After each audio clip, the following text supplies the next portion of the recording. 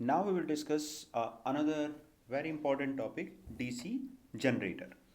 A DC generator stands for direct current electric generator. ये बात तो हमें पता है कि डीसी मतलब डायरेक्ट करंट, ऐसे वाली करंट जिसकी की कोई फ्रीक्वेंसी नहीं होती है और वो कंटिन्यूअसली एक ही वैल्यू को अटेन करती है, that is known as DC current. A DC generator produces direct current. A DC generator is also called a DC dynamo. इसको हम क्या बोलते हैं? DC dynamo भी बोलते हैं। DC generator is used to convert mechanical energy into electrical energy. तो इस बात से आप समझ सकते हो कि generator is just opposite to that of electric motor. Motor क्या करता था? आप इलेक्ट्रिकल एनर्जी उसको देते थे और फिर आपको ये एक टाइप का रोटेशन प्रोवाइड करता था, जिसे हम क्या बोलते हैं? Mechanical energy. जनरेटर क्या करते हैं? आप इसको मैकेनिकल एनर्जी दीजिए, एक प्राइम मूवर लेके, क्या लेके? Prime mover. प्राइम मूवर लेके आप जनरेटर को घुमाइए, जनरेटर की जो वाइंडिंग है, आर्मेचर है, उसे घुमाइए and you will got electricity. The direction of induce current is given by Fleming's right hand rule. Fleming's right hand rule हम सबको पता है कि आपके पास thumb, first finger, second finger, आप एक दूसरे के परपेंडिकुलरली उनको स्ट्रेच कीजिए, तो जो थंब है आपका वो क्या बताएगा? उस फोर्स की डायरेक्शन जो आपने लगाया है, थंब क्या बताएगा? उस फोर्स की डायरेक्शन जो आपने लगाया है। और जो फर्स्ट फिंगर है आपकी, वो क्या करेगी? वो आपको बताएगी डायरेक्शन ऑफ बी, मैग्नेटिक की डायरेक्शन। तो जो आपकी सेकंड फिंगर होगी, that will told you the direction of induced current. आप देखो, इस डिस्कशन अब तक जितना हुआ, आपको ये बात समझ जानी है कि इलेक्ट्रिक मोटर बेस्ड है उस चीज़ के ऊपर जो ओरस्टेड ने प्रूव की थी कि भाई एक इलेक्ट्रिसिटी फ्लो करा के भी हम मैग्नेटिज्म प्रोड्यूस कर सकते हैं। और ये है Faraday's law of electromagnetic induction, कि भाई अगर हम दो एक कॉयल के आसपास एक मैग्नेटिक फील्ड को चेंज करते हैं तो क्या होगा? उसमें इलेक्ट्रिसिटी प्रोड्यूस होगी, जैसे कि हम यहाँ पे करेंगे। ये क्या है? नॉर्थ साउथ पोल है मैग्नेट के। यहाँ पे हमारे पास ये एक रोटेशन है, इसको हम कॉयल को ऐसे घुमाएंगे तो क्या होगा? इन कॉयल्स के अंदर इलेक्ट्रिक करंट प्रोड्यूस होगी, जिसे हम क्या बोलते हैं?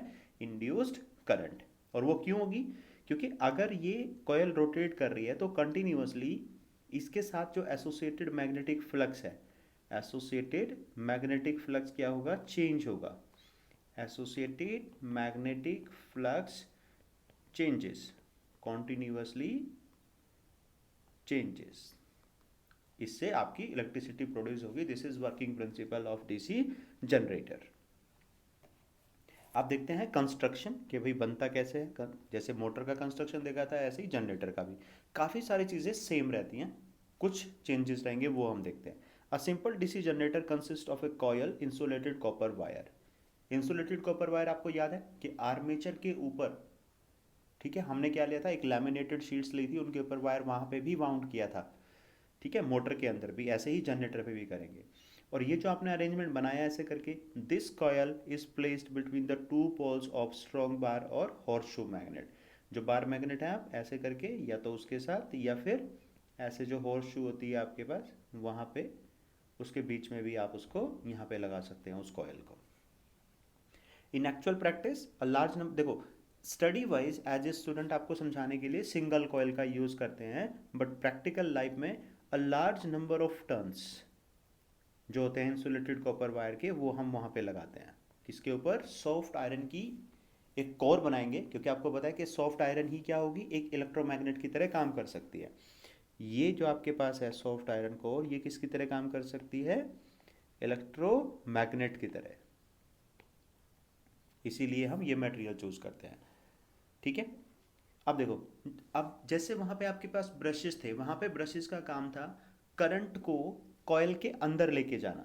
ठीक है, अब यहाँ पे हमारे पास, चलो पहले यहाँ पे भी है 2 कार्बन ब्रशेस।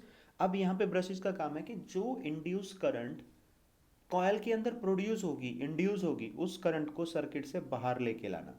और फिर उस करंट को आप क्या करोगे? बल्ब के थ्रू या किसी रेजिस्टेंस के थ्रू, जहाँ पे भी आपको करंट चाहिए उसके अक्रॉस आप इस ब्रश के, इन दोनों ब्रशेस के बीच में उसको आप लोड को कनेक्ट कर दोगे। जो लोड है आपका, या बल्ब है या रेजिस्टेंस है, वो आप इन दो ब्रशेस के बीच में कनेक्ट कर दोगे ताकि वो करंट जो है वो साथ साथ जितनी इंड्यूस होती रहे बाहर भी निकलती रहे। The two ends of the coil are connected to the two halves of split rings. ये ऐसे मोटर में भी था आपके पास, वहाँ पे दो आपके पास स्प्लिट रिंग्स थे R1 R2, तो और यहाँ पे क्या है, यहाँ पे भी R1 R2 ही है, कॉम्यूटेटर है। इनका काम भी आपके पास क्या है, वहाँ पे करंट की डायरेक्शन को चेंज करना था, ठीक है। और यहाँ पे भी आपके पास स्प्लिट रिंग का फंक्शन क्या है कि एक यूनिफॉर्म डायरेक्शन में करंट को बाहर लेके आना है, because this is DC generator. अब देखो, अगर ये एसी जनरेटर होता, अगर ये एसी जनरेटर होता तो फिर यहाँ पे हमारे पास होते स्लिप रिंग्स, लेकिन ये डीसी जनरेटर है तो यहाँ पे क्या है हमारे पास, स्प्लिट रिंग्स। ये कंस्ट्रक्शन का ही पार्ट है कि यहाँ पे आप देख सकते हैं इस तरीके से कि ये magnet north south pole, north south pole. जितनी ज़्यादा हैवी मशीन आपको बनानी है उतनी ज़्यादा नंबर ऑफ पोल आप लगा सकते हो, ताकि उतना ही स्ट्रॉन्ग आपके पास मैग्नेटिक फील्ड हो। कमर्शियल जनरेटर आपके पास ऐसे होता है। ये मैग्नेटिक पोल्स है, ये पोल्स के शू हो जाएंगे यहाँ पे, ठीक है। ये आपके पास एक्सेस होगी, ये आपके पास यहाँ पे ये आर्मेचर है, ये वाला पार्ट, ठीक है। इस वाले पार्ट में ये वो कंडक्टर हैं जिनके अंदर करंट इंड्यूस होने वाली है। ये सीरीज वाइंडिंग, ये सब आपको इतना डिटेल में जानने की ज़रूरत नहीं है, आपको सिर्फ ये वाला समझना है, क्योंकि वर्किंग जो आपकी वो इससे डिसाइड होगी। Basic principle underlying construction working of actual generator which consist the following essential part. इसके अंदर क्या क्या पार्ट होते हैं, एक तो मैग्नेटिक फ्रेम या योक होता है, यानी कि जो बाहर वाली आपको जैसा दिखता है ना कि ये जनरेटर है बाहर से जिसके अंदर एक हुक सा भी लगा रहता है, तो उसको हम बोलते हैं योक। और ये योक आपके जनरेटर की जो अंदर सर्किट है उसको रेन से और बाकी सब चीज़ों से प्रोटेक्ट करती है। पोल के कॉयल्स और फील्ड कॉयल, ये क्या हमारे पास पोल की कॉयल्स हैं और इसके साथ फिर और फील्ड की कॉयल बोलते हैं इनको। फील्ड की मतलब जिनसे कि मैग्नेटिक फील्ड प्रोड्यूस होता है। पोल कोर एंड पोल शूज़, ये क्या है पोल कोर्स, और यहाँ पे ऐसे वायर वाइंडिंग रहेगी तो ये वायर अंदर ना गिरे, तो यहाँ पे होता है पोल शू। हमारे शू किस लिए होते हैं कि हमारे पैर में कुछ नहीं चुभे, ऐसे ही पोल के भी अपने शू होते हैं ताकि उनके ऊपर जो वाइंडिंग है वो कहीं पे मोटर के जनरेटर के अंदर नहीं गिरे। इंटरपोल हमारे कम्यूटेटिंग पोल होते हैं, इसके बारे में आपको जानने की ज़रूरत नहीं है, ये इंजीनियरिंग वाले टॉपिक हो जाएंगे। कंपनसेटिंग वाइंडिंग, आर्मेचर आपको पता है रोटेटिंग पार्ट जो होता है, ठीक है। आर्मेचर कोर, ब्रशेस का आपको पता है, ब्रशेस वो वाली चीज़ें होगी जो करंट के बाहर लेके आएंगी सर्किट के अंदर से यहाँ से। चलिए, ये है जिससे आपको वर्किंग एक्सप्लेन करनी है। नॉर्थ साउथ पोल है, यहाँ पे आप इसको क्या करेंगे, जब इसको रोटेट करेंगे इस डायरेक्शन में या फिर इस डायरेक्शन में, तो करंट की डायरेक्शन आएगी इसके अंदर कि किस डायरेक्शन में करंट इंड्यूस हो रही है, जिससे आपका ये बल्ब जो है वो जलेगा। अब वर्किंग देखते हैं। ये कॉयल है आपके पास ABCD, इसको देख लो जरा ध्यान से, ABCD कॉयल है आपके पास, ठीक है। Let the coil ABCD be initially in the horizontal position and be rotated anti clockwise. आपने क्या किया, इसको एंटी क्लॉकवाइज, पहले तो ये रेस्ट में है, फिर आपने इसको एंटी क्लॉकवाइज डायरेक्शन में घुमाया, यानी कि इस तरह की डायरेक्शन में घुमाया। अब आपने इधर घुमाया तो फोर्स की डायरेक्शन भी उधर ही होगी। When the coil is rotated anti clockwise the arm AB moves downward. ये देख रहे हैं, जब एंटी क्लॉकवाइज घुमाएंगे तो ये वाली जो कॉयल आपकी ये कहाँ पे जाएगी, ये नीचे की तरफ, और ये ऊपर की तरफ मूव करेगी, ठीक है। The coil during this motion cuts the magnetic field line of force and induced current in the producing coil. अब ये देखिए, आपके पास जब ये मैग्नेटिक फील्ड लाइन तो ऐसे बनी हुई होंगी ना, यहाँ पे हमें दिख नहीं रही है बट होती हैं, ठीक है। तो मैग्नेटिक फ्लक्स लाइन को क्या करेगी, ये कट करेगी, और जब ये इसको कट करेगी तो करंट इंड्यूस होगी। यही तो हमने पढ़ा था Faraday's law of electromagnetic induction में, कि जब भी मैग्नेटिक फ्लक्स में चेंज होगा कोयल के आसपास तो उसमें करंट इंड्यूस्ड हो जाएगी, और यही तो हम चाहते थे, बस हो गया काम।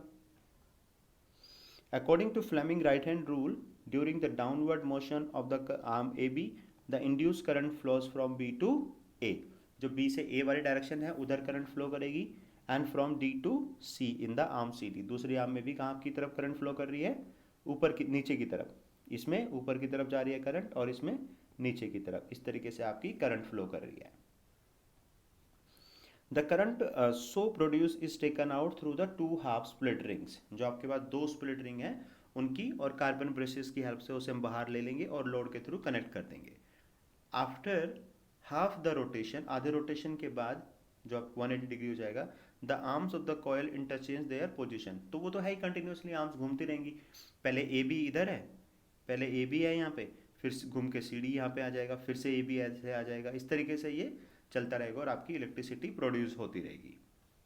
The arm AB comes to right and the arm CD to the left. This is how continuously rotation चलता रहेगा और इंड्यूस करंट आपके पास आती रहेगी। और जो इंड्यूस करंट आएगी आपके पास वो कैसी होगी, वो कुछ ऐसी सी होगी इस डायरेक्शन में, मतलब प्योर डीसी भी नहीं होती है वो, क्योंकि प्योर डीसी तो हमारे पास ऐसी होती है, बट ये है कि ये पोलरिटी चेंज नहीं करती है, प्लस और प्लस ही रहती है। क्योंकि जो एसी होती है वो तो इस तरीके से आती फिर कि प्लस में भी जाती साइकिल और माइनस में भी, लेकिन यहाँ ऐसा नहीं है।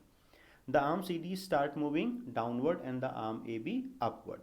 During this half rotation, the induced current flows from C to D in the arm CD and arm AB in the arm AB. A से B जाएगी arm AB में। तो ये आपको पैटर्न देखना है, अपने आप से समझना है कि कैसे हो रहा है। The two half split rings R1 and R2 rotate with the coil. वो तो coil के साथ ही घूम रहे हैं, ठीक है, और coil के साथ क्या हो रहा है, उनके ब्रशेस चेंज होते रहेंगे। And touch the two carbon brushes B1 B2 1 by 1, यानी कि जो आपके पास ब्रश जो C1 C2 हैं वो कंटिन्यूसली घूम रहे हैं आर्मेचर के साथ ही, और वो क्या करते हैं, बारी बारी से कांटेक्ट बनाते हैं। किसके साथ, आपकी ब्रशेस के साथ, B1 B2 के साथ।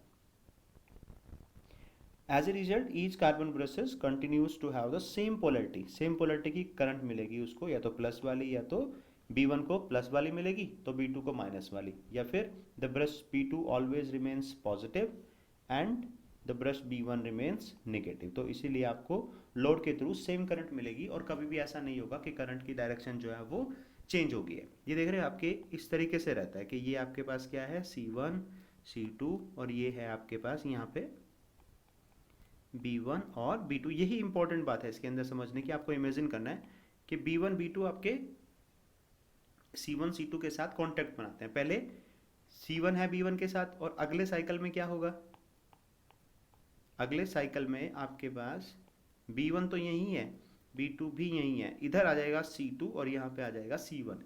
इस तरीके से यूनिफॉर्मिटी बनी रहती है करंट की डायरेक्शन की, ठीक है। थोड़ा सा मुश्किल है, बस आपको देखना है, दो चीज़ें आपको याद रखनी है। फ्लेमिंग्स राइट हैंड रूल अगर आपको याद रहेगा तो आपको पता लगता रहेगा इंड्यूस करंट किस डायरेक्शन में आ रही है। दूसरी चीज़ आपको ये देखना है कि ब्रशेस B1 B2 के साथ C1 C2 के कनेक्शन किस तरीके से चेंज हो रहे हैं, ताकि रोटेशन की डायरेक्शन सेम होते हुए भी करंट की डायरेक्शन हमारी सेम ही आए, पॉजिटिव पोलरिटी की करंट ही आए B1 पे B2 पे, और नेगेटिव, ये B2 है ना, B2 पे आपकी पॉजिटिव रहे हमेशा, और B1 पे आपकी क्या रहे, हमेशा नेगेटिव पोलरिटी रहे। आप देखेंगे how a DC generator differs from AC generator. ये बीच में मैंने आपको थोड़ा सा बताया है कि इसके अंदर क्या डिफरेंस है। The basic design of AC and DC generator is similar, मतलब जो कॉयल है, जो स्टेटर है, रोटर है, वो करीब करीब आपका उसी तरीके से बनता है, ठीक है। The two generators differ only in design of slip rings. जो स्लिप रिंग की मैंने बात की थी आपको कि जो एसी जनरेटर होगा उसमें हमारे पास स्लिप रिंग्स आएंगे, and AC generator use to full rings, दो फुल रिंग होंगे हमारे पास, और इसमें होते हैं हमारे पास हाफ, जिनको हम क्या बोलते हैं, स्प्लिट रिंग, क्योंकि वो स्प्लिटेड है, दो पार्ट में टूटे हुए हैं, या आप कह सकते हैं दो पार्ट में सेपरेट है। और जो एसी वाला होगा उसके अंदर आपके पास होंगे फुल स्लिप रिंग्स, यही दोनों के अंदर डिफरेंस है। So this is all about DC generator क्या करता है, वर्किंग प्रिंसिपल क्या है, और एक कॉयल लेके उसकी वर्किंग को आपको कैसे समझना है। आपको ये समझना है कि जिस तरीके से ABCD एक कॉयल की वर्किंग हो रही है वैसे ही बाकी की भी होगी।